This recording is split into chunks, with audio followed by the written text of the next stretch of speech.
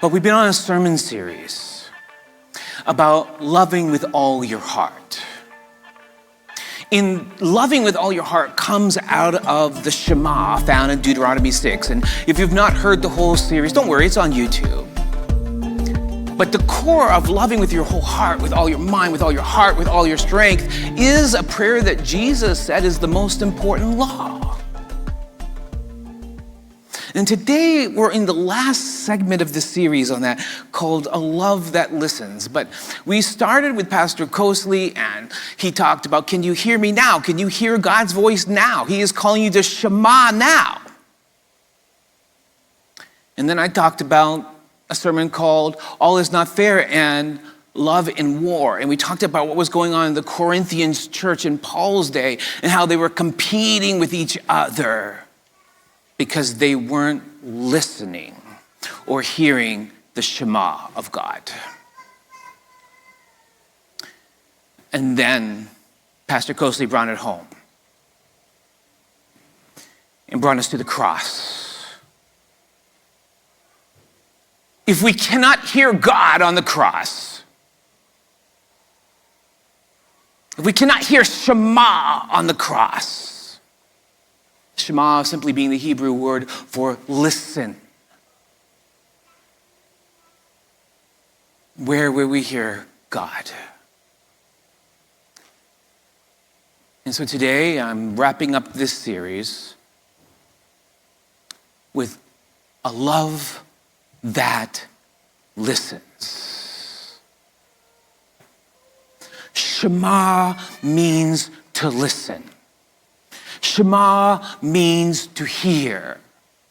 And Shema, as I've told you throughout this series, is the only word in Hebrew for obey. For in the Hebrew mindset, who could hear, who could Shema, who could listen,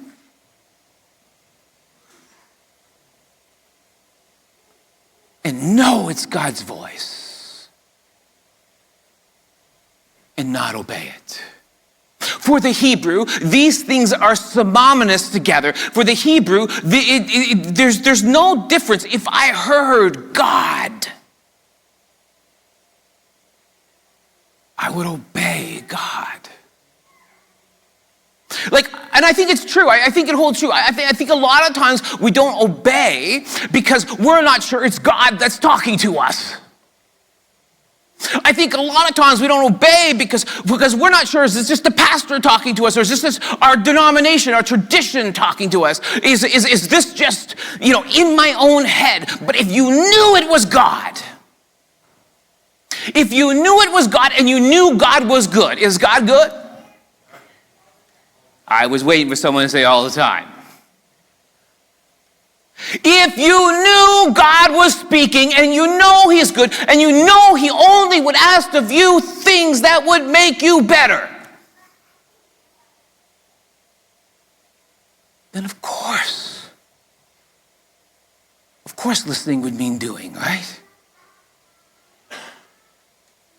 A love that listens. Now, some of you know I have adult attention deficit syndrome. And I'm not going to ask you to raise your hands, but I'm sure there's some other people here who have ADHD. And here's the thing, it's become a sort of a popular thing in our culture. We talk, oh, I'm scatterbrained today, I have ADHD. Or, I'm just having an ADHD moment. No, but what we're talking about here is like a clinical diagnosis. We're talking about I want to just use this as an illustration of what happens. It's like the human brain is amazing. And there's different parts of the brain that does different things. And again, my disclosure is I am not a doctor nor a son of a doctor to go all Amos on you. But I have had attention deficit for about 55 years. And it's like no one thing gets your focus because everything has your focus at once. And it's like can like overwhelm your thinking processes sometimes. And within, like there's coping mechanisms, there's therapy, there's medication, there's caffeine. No, that's like prescribed by the doctor. It's about making sure dopamine flows to the right parts of the brain. But within ADHD, it's this neuroatypical problem, right? Like it's like there's impulsivity, there's inattention, can be hyperactivity. You often might see me fidgeting with my hand. That's the hyperactivity part. That's why I like to hold the iPod or the iPad up here, because I have something in my hand. But there's this other thing called ADHD paralysis. And this is a real thing, and only those who have ADHD know about ADHD paralysis. Let me explain to you ADHD paralysis for a moment.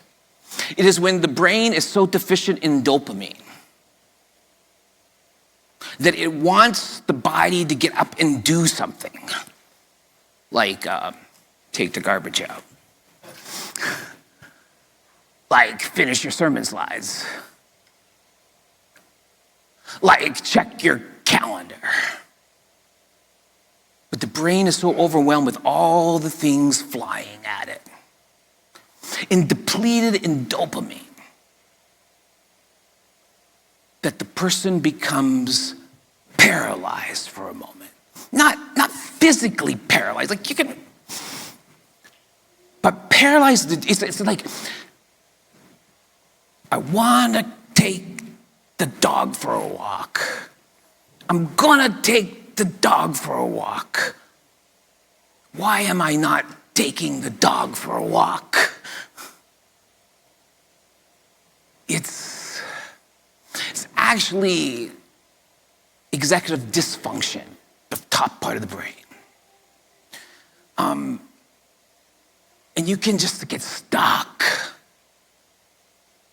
You can just get stuck. It's how I would explain it like this.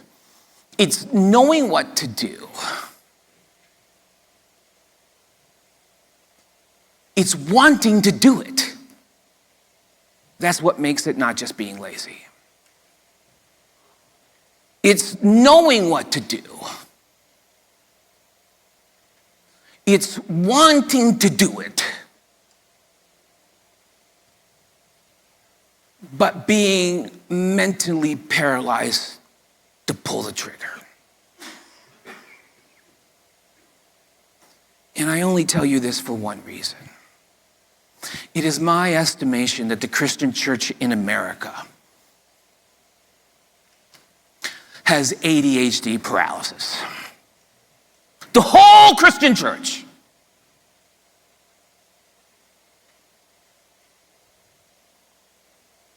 Not just me. We know what to do. Come on. Come on. Are we dying for lack of knowledge? We know what to do, right?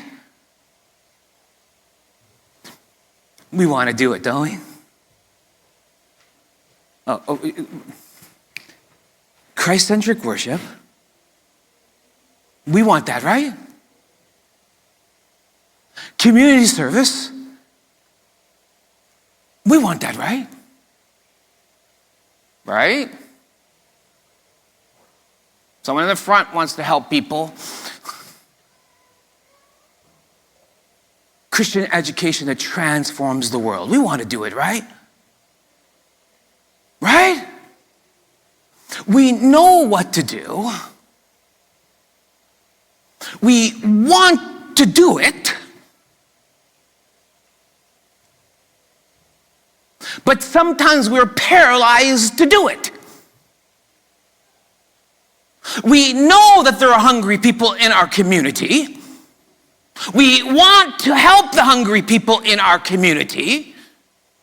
But it's sometimes like we're paralyzed to do it. We know that there are children who need families fortified and supported, and we want to help them. But sometimes it's like we're paralyzed to do it. We know that we need to create a worship environment from the parking lot, through the hallways, through the Connection Cafe, into the sanctuary, up to the Garden of Prayer, leading people in Christ-centric worship. We know we need to do that. We know we want to do it. But sometimes we get paralyzed to do it. We know there are many children in our community who need Christian education. Not just this community, the larger community. We want to do it, right?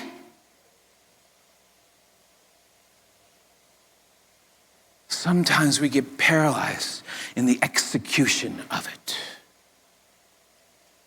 And not just us. The whole Christian church in North America. I'm not convinced for a second that in this day and age of what is happening in this year, 2025, what we see happening in our own country, what we see happening around the world, wars and rumors of wars kind of stuff. You're not going to convince me that Americans, that Christians don't know what they should be doing. And I don't want to believe they don't want to do it.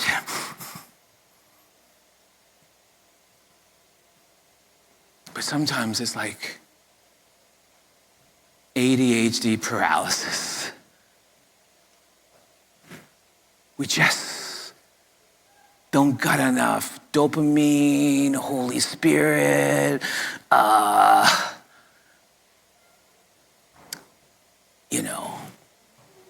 to execute. And the Apostle James, the brother of Jesus, he knew this was the case. The Apostle James, the literal biological brother of Jesus, wrote an epistle about that. And he says in this epistle, he's writing to both Jews and Gentiles, but mostly Jews, because he's from the Jewish tradition. We believe this might be one of the earliest general epistles.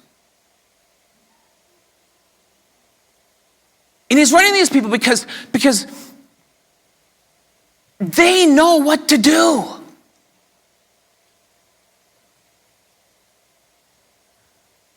But will they do it? And so he starts writing to them, and he starts giving them do you not know what time you live in? Do you not know that the temple is about to fall in Jerusalem? Do you not know that they crucified our Messiah and he rose from the dead? Because James didn't know it. Didn't even stick around at the cross. He didn't know it until Jesus came back. He once opposed Jesus' ministry. Now he's leading the charge. And I want to tell you something. Just because someone in the past has opposed your ministry, just because someone in the past has opposed the gospel, just because someone in the past has been against your faith tradition, that doesn't mean that Jesus and Jesus being lifted up on the cross cannot change them. If they can only hear a love that listens. So James, he's like, my dear brothers and sisters, take note of this. Like, come on. When the apostle says take notes, this is when you're supposed to underline it in your Bible. So I made a different color for you. All right? He's like literally saying, this is the note part. This is on the exam. Dear brothers and sisters, take note of this. Pay attention. Everyone should be quick to what?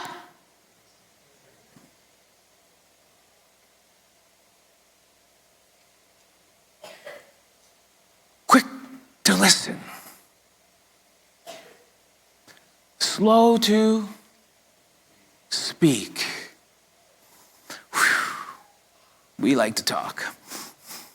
I like to talk. James says, Shema first. Akua, we'll get to that too. He's using Greek. Listen. Then speak carefully. And be very careful not to get angry. What should we be doing? Shema, listening. Speaking carefully. And being cautious not to get angry. If you don't listen and you don't slow down, you will get angry. You follow me? Are you hearing what Jesus is saying? Because if you're hearing what Jesus is saying, you got nothing to say. Let him speak. Nor any reason to be angry. Because the Hebrews knew if it's the voice of Jesus, if it's the voice of God, to hear it is to do it. Because human anger does not produce the righteousness that God desires. And I like the way James puts it. Like, just stick with me for a moment because I just like this. I got to talk about it. He doesn't say it won't produce any righteousness. He doesn't say that you can't be right about the thing you're mad about. He doesn't say that you can't get what you want from being mad. But it's not the way God desires it to happen. And I think sometimes in my life, and I suspect sometimes in your life, and definitely in the life of churches, we get the right thing done the wrong way.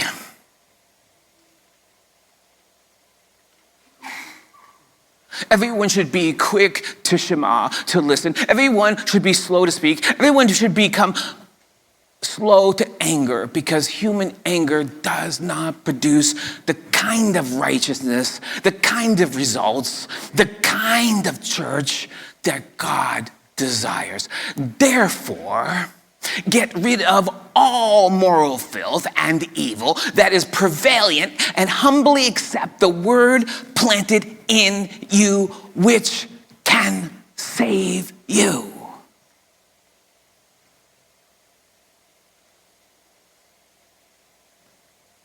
Is the word planted in you? Is the word planted in you? Humbly accept what the word says to you. You cannot know what the word says to you if you're not listening to God. Theologians will change their mind. Denominations will change their core values. We used to only have 27 fundamentals. Now we have 28. I'm not against that. The 28th one was a great one. But Shema is planted in the word. Are you listening? Quick to listen. Slow to speak. slow to anger.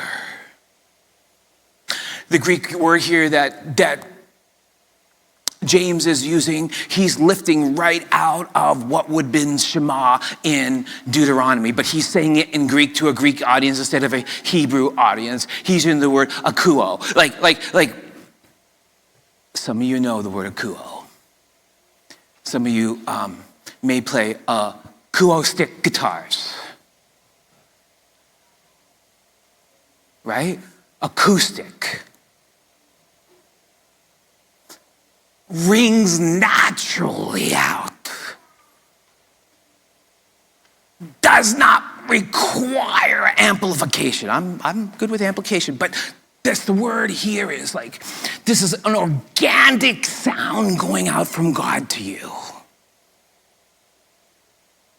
If the word is planted in you.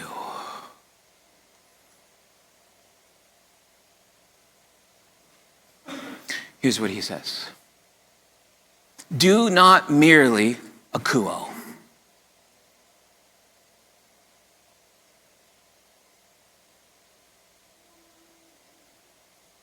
Do not.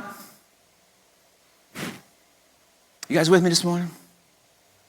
Let's read this together. Can we all do it together? Do not merely listen to the word, and so what? Deceive yourself.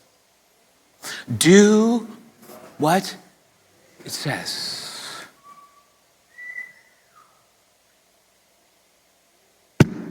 That's loving with your whole heart.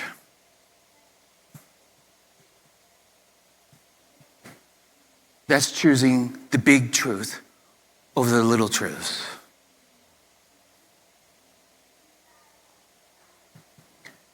Again with me, I want us to internalize this. Do, with me, do not merely listen to the word. And so what? Deceive yourself. It's not the devil always deceiving you. Or me, sometimes I deceive myself. By listening to God but not obeying him. Again, do not merely listen to the word. And so what? Deceive yourselves. Do what it says. Do what it says. A love that listens acts. A love that listens moves. A love that listens has dynamics to it. A love that listens is not stale. A love that listens is not a dead truth. A love that listens, puts on shoes and takes it to the street.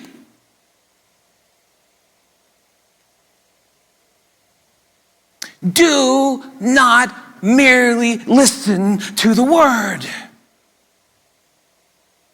And that's weird because I've been telling you for 4 weeks now, Shema, I'll listen. But I've also been telling you the other side of Shema is obey. And here James is drawing directly on his Jewish background. He's thinking directly about the one prayer his brother Jesus said is the most important law that all Christians should follow.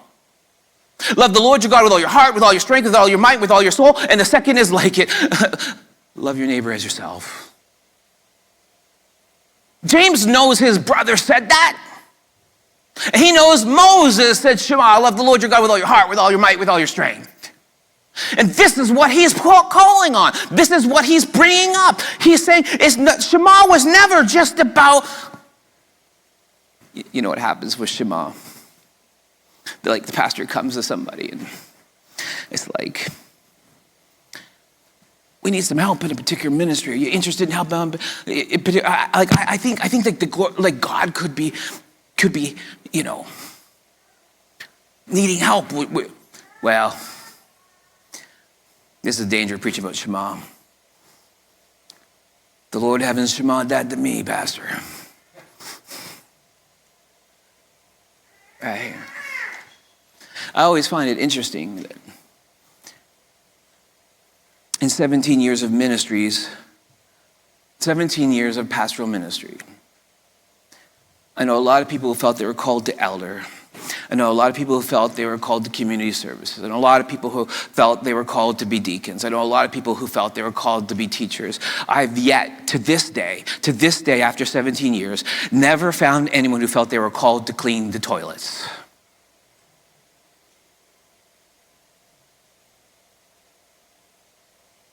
But toilets need to be cleaned.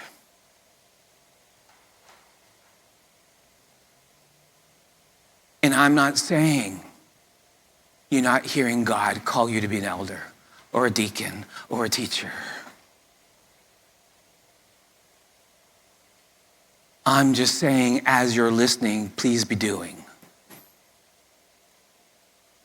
Do not merely listen to the word that is planted in you, right? That's what he said.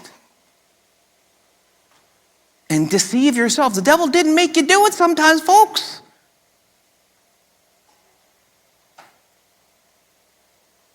Do what it says. Now, I told you I was going to come back to Christian education. I don't know if you guys noticed, but last week, we had a great day over at the school. There was something called Innovation Day. And the idea was to celebrate innovation, particularly people from, Black History Month and all the innovators that were a part of Black history. But, we celebrated innovation, all innovation. And it was the greatest thing I'd seen in any school in a long time.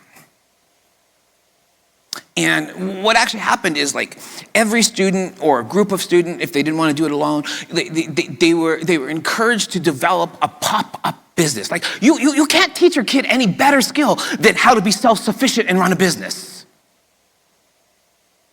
Listen, the church would be a lot better off if people grew up to know how to run business. And so these students, they built businesses, little businesses in the gym, and they sold things, or they did services, and like, so the people come to Innovation Day, and like, you could buy like some cookies or a sandwich they were making, or some soap, right? There was a Lego store there.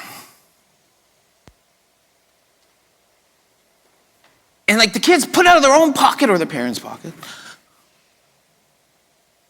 And I had so much fun watching the kids and bartering with them, and pointing out, if you made that sale, you just paid me to buy from you. So I helped them figure that out and show them it was just so much fun. And they got to take home their profits. What a way to reward them, right? That's going to make them want to be innovators. And I had a guy there. And man, he was selling Lego. Now, he's in the booth, so I got to be careful. But he turned a profit. And like, that picture is like, he's so excited there. He's at home counting that profit. Right? That's good, right? And then I told him, tithe. We are not just listeners. We are doers.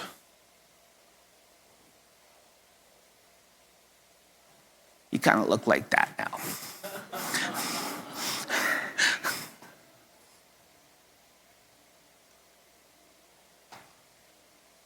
And then I was like, offering. Wait, wasn't that tithe? No. Not a penny of tithe pays for anything in this building. No lights. No music. No bulletins. No potluck. No curf loan payments. No school subsidy is paid out of tithe.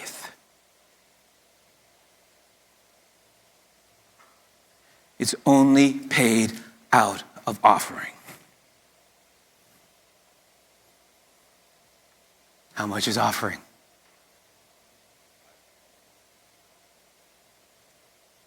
We ask humbly that the church would give 5%.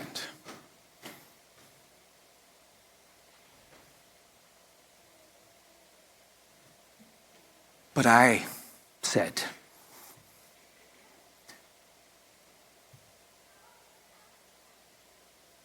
you're a leader in Israel. Anybody want their children to be leaders? Because here's the secret. If you're not leading right, they will never follow you to become leaders. Come on. If you want your children to be leaders, be worth following.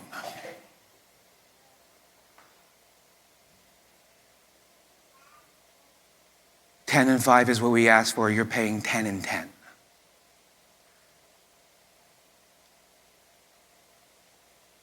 Why? We are not merely those who listen.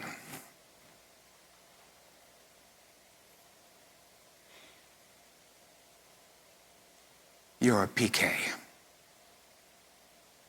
If you wanted to be a leader or not, you are.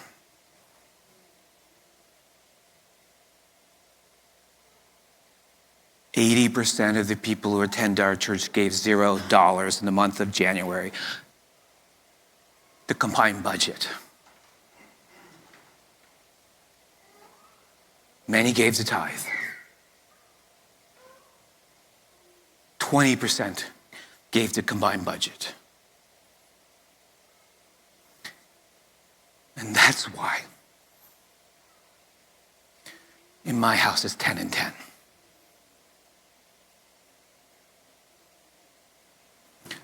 Do not merely listen to the word. I don't know how many stewardship sermons I've had in the last year.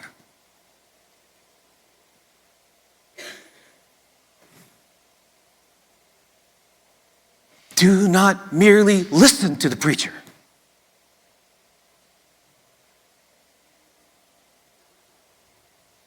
Do not merely listen to the biblical principles.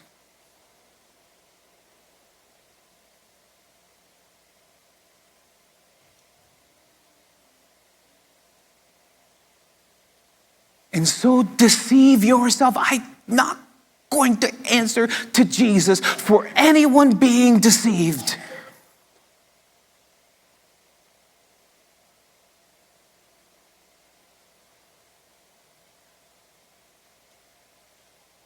Do what it says. Because we are here to lead the forgotten, to follow Jesus into forever.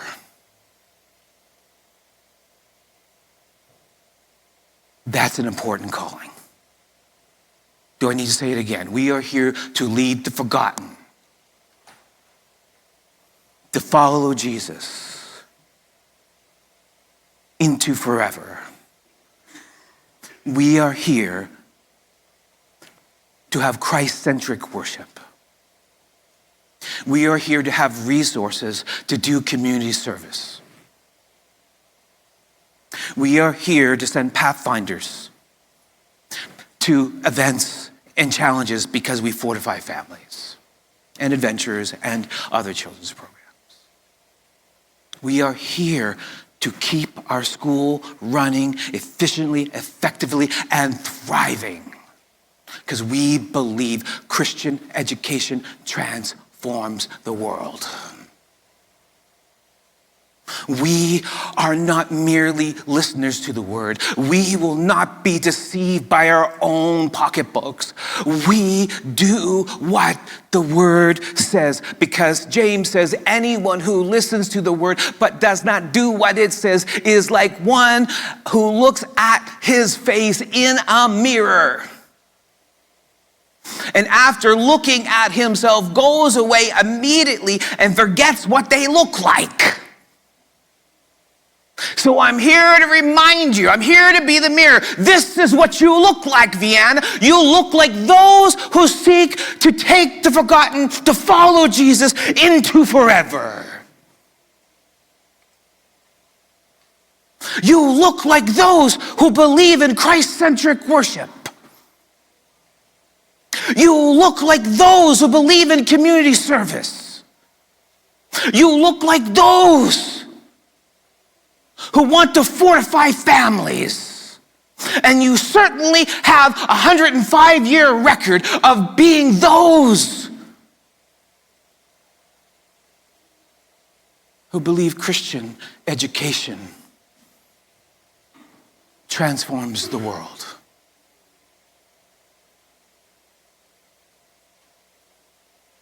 I just want to be the mirror so we don't go away and forget what we look like.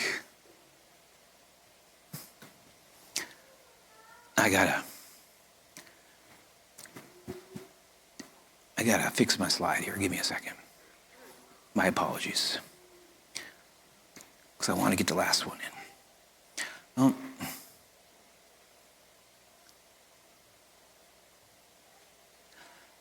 But whoever looks intently at the perfect law that gives freedom and continues in it, forgetting what they have heard, but doing it, they will be blessed in what they do. In other words, when you do right, you don't have to keep track of right. The blessings say you're doing right.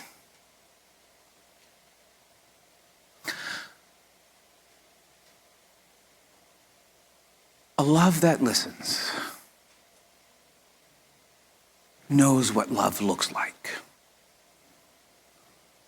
A friend of mine called me a couple months ago. I was looking back through my messages. We started talking about this maybe about the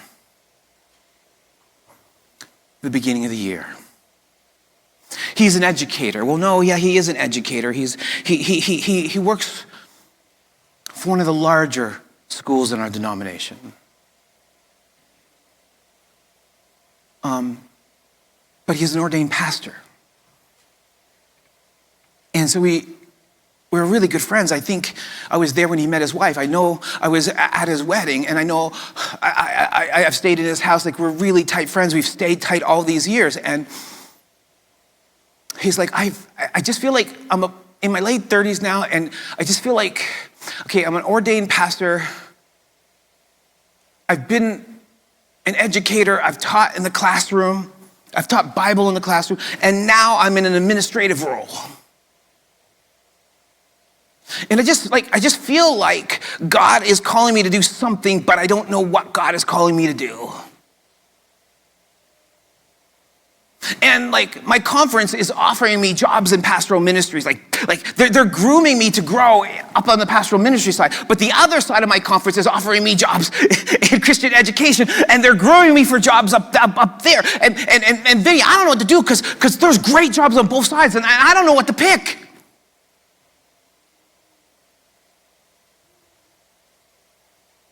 And we started talking about it. I'm like, I've been preaching about this idea, Shema, John.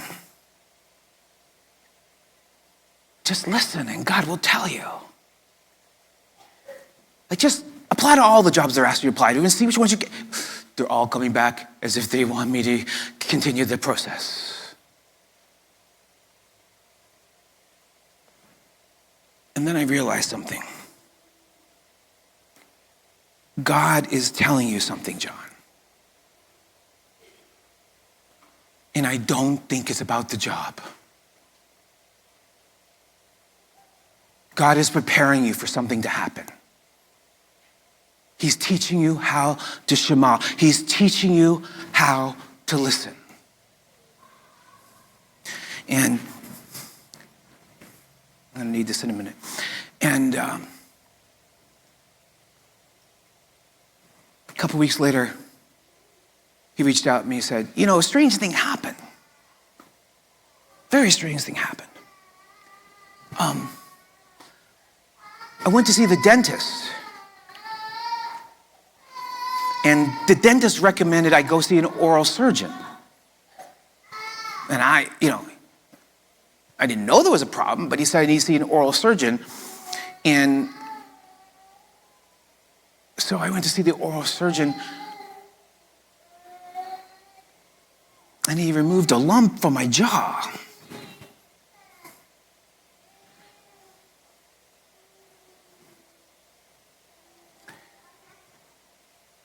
And it came back cancerous.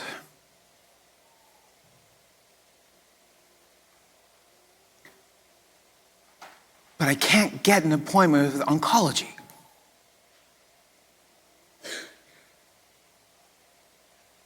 And it's like, I'm making appointments, like they're accepting appointments like 3 weeks from now. All I know is that this is cancerous, and I don't know anything else about it.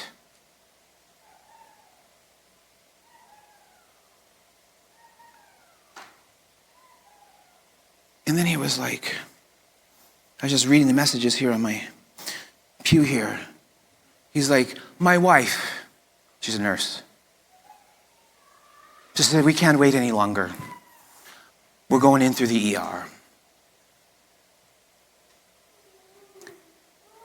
They went in through the ER, an Adventist ER. And they took him. They got his results. And they said, you don't leave here till you start chemo. Stage 3. But it's got to go through the insurance. No, we will talk to people.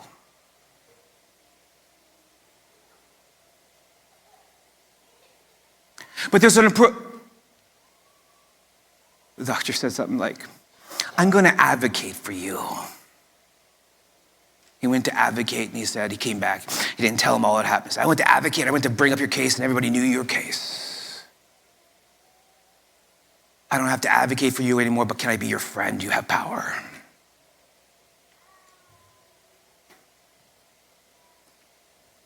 I said, God was teaching you Shema by the own yearnings in your life to prepare you to be able to listen in the moment you needed to hear. He started chemo immediately. And he's on a second round of chemo. And I want to just read a little bit here of what Shema does. He said, this is him speaking to me in a message.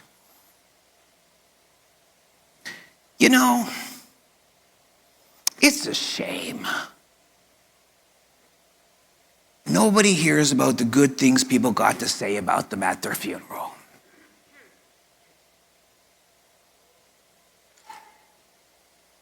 I'm not any place near dying.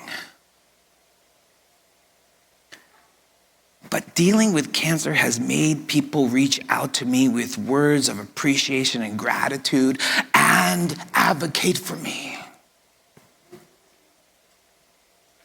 I just didn't know how far my ministry was reaching.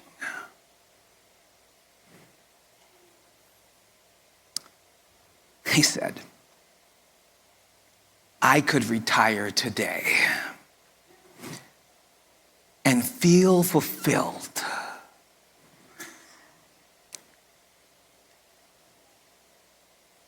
I am encouraged and will keep fighting.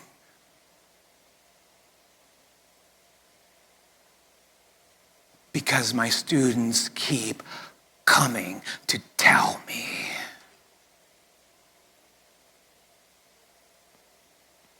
What my impact on their life means. Their parents keep coming to tell me how Christian education is changing their homes.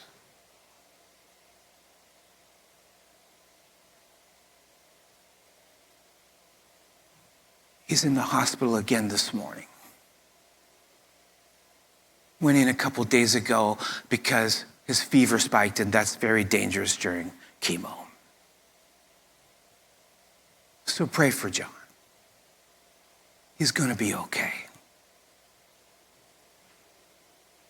He's listening to Shema. But this was our conversation yesterday. You taught your students how to Shema, how to akuo.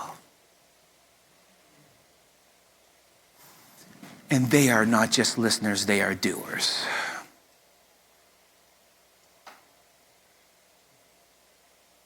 They're supporting him, encouraging him, getting their executive parents to advocate for him.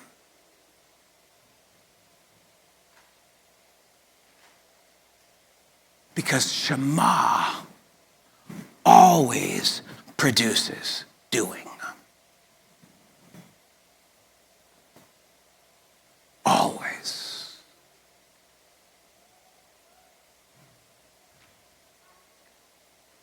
If you want to build leaders in your home,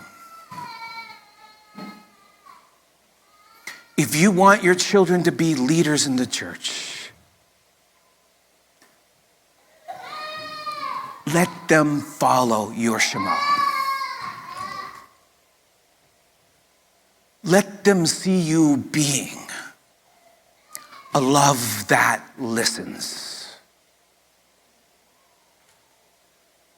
Let them know what love doesn't just sound like. You can say, I love you to a kid 500 times, but never show a child you love them.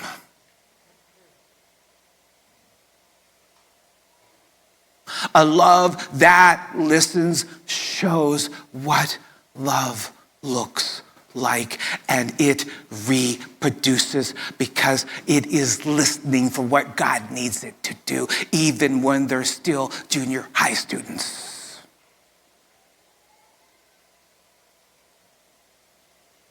Your card.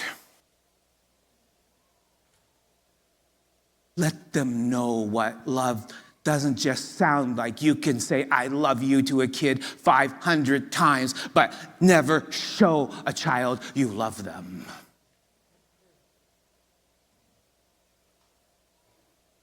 A love that listens shows what love looks like, and it reproduces because it is listening for what God needs it to do, even when they're still junior high students.